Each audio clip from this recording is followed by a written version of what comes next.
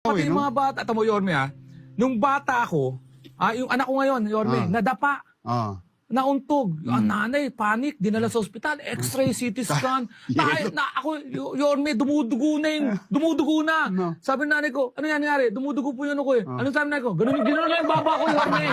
Huwag lang maging bobo, di ba? O, para mapantay lang. O, gano'n. O, 1 plus 1, 2. Okay ka pa, laro. Hindi, totoo yun, Yorme. Totoo yun, ha? Ngayon, Yorme, tama yung mga gamutan ngayon, Yorme. Pinauso yung betadine, walang hapde. Ayaw natin masaktan yung mga bata. Pag nasaktan, di ba, pag nadapa, yung anak ko, ginagamot ko, tumatawa pa. Bilisan mo dati, maglaro pa ako. Ang sakit sa loob ng ginagamot ko, tumatawa pa. Yorme, tayo pag nadapa. Dati, hindi ko problema yung dapa. Ang problema ko yung gamutan. Pag pumunta ka, nadapa ako.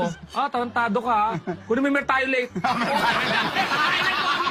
Ang ganda! Tamad di ba yun?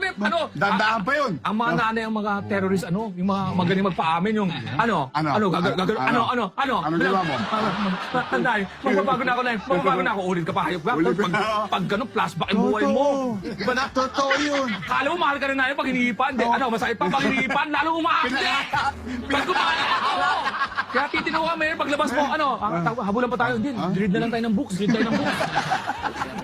Totoo yung Mertiolate nung araw. Sa Yorme, pag lalaglag ka sa puno ng mga bata ka, hindi ka mo naliligtas. Parang pamo.